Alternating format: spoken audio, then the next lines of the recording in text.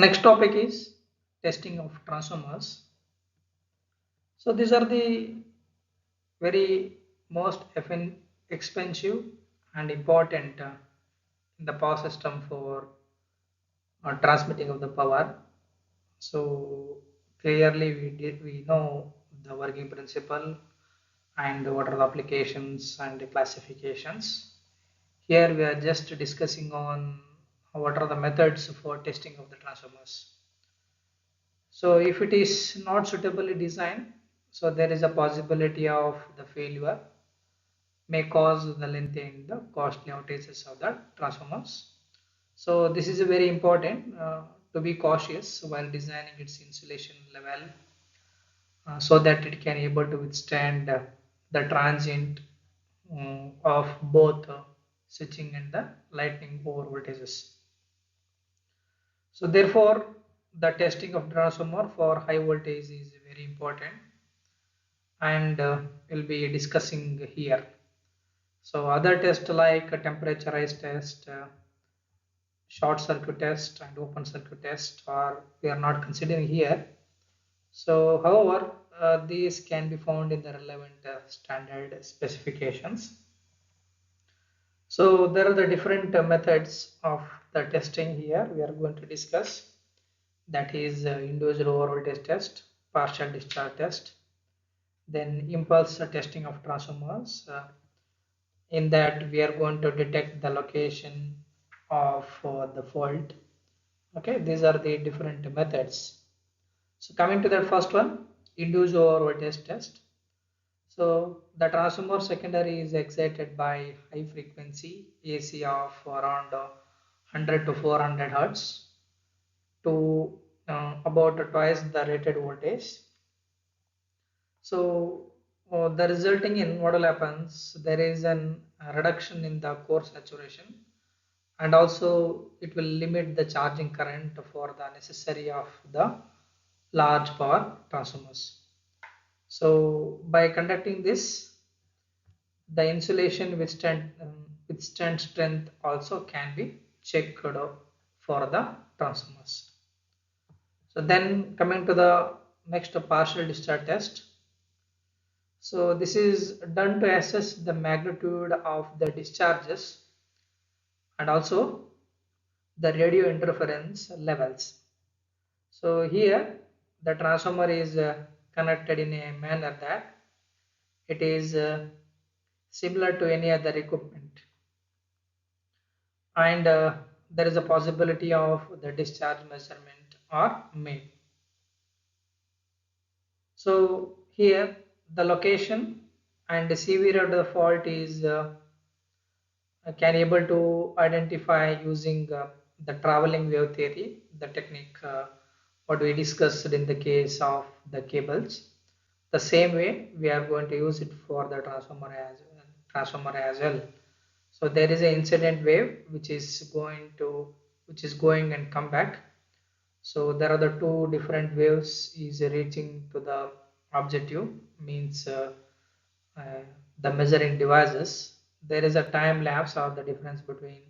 Based on that, we are going to identify the location of the fault, and the waveform. That's nothing but the shape of the waveform. Based on that, we can able to understand what is the severity of the fault or the wide nature of the void. So so far there is no method for the standardization mm, to assess this kind of the discharge for the measurement. So multi-terminal partial discharge measurement which is recommended compared to the other partial discharge test. So under the application of the power frequency voltage, the discharge magnitude will be uh, greater than around 10 to the power of 4 picofarad, picocoulomb are considered to be a more severe, and the transformer insulation should be such that discharge magnitude will be far below this value. So this is nothing but the partial discharge test measurement. Next one is impulse testing of the transformer. So this purpose is to determine the ability of the insulation to withstand the transient voltages due to lightning or switching surges, etc. Since the transient or the impulse of the short rise time, the voltage distribution along the winding will not be uniform because of the inductance and the shunt and mutual capacitance behavior across the winding of the transformer.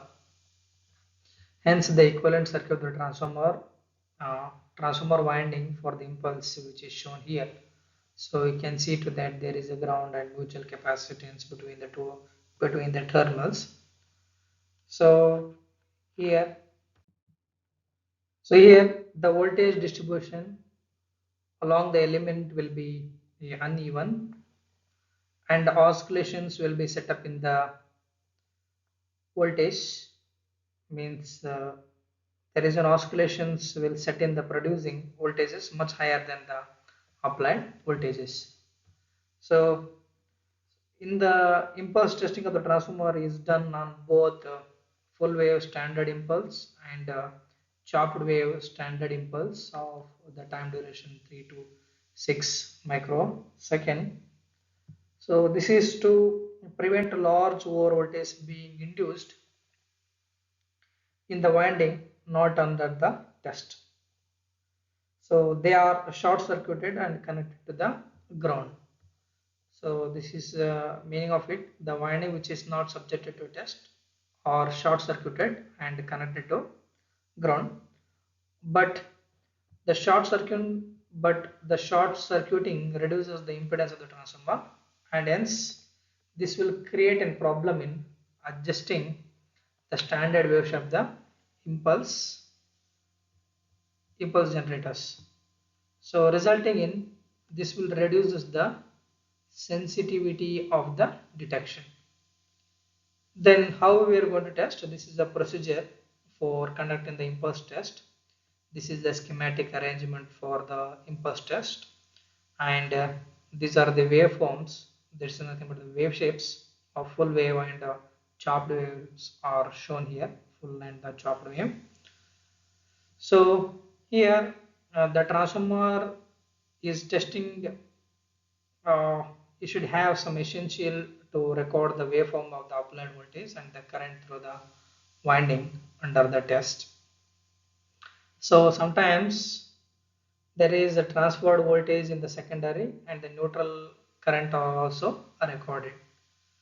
So you can see here CRO and the grounding point and low voltage winding of the transformer connected to the CRO. So here the impulse testing is conducted in the following sequence. That is, first one, applying of impulse magnitude 75 percentage of the basic impulse level of the transformer under test. One full wave 100% of BIL, basic impulse level. Then there are the two chopped wave 100%, 115 percentage of BIL, one full wave of 100% BIL, one full wave 75 percentage of the BIL. So it is very important to see that the grounding is proper and the windings not under test are suitably terminated. So these are the following sequence which you are going to make it for the testing of the impulse on the transformer. It is a quite challenging task to detect and to locate the fault during the impulse testing. These are the some of the following methods for the detection and the location of the fault.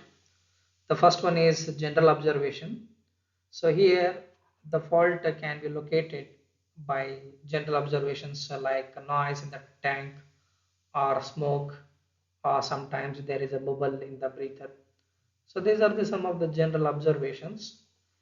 Then we have second method, that is the voltage oscillogram method.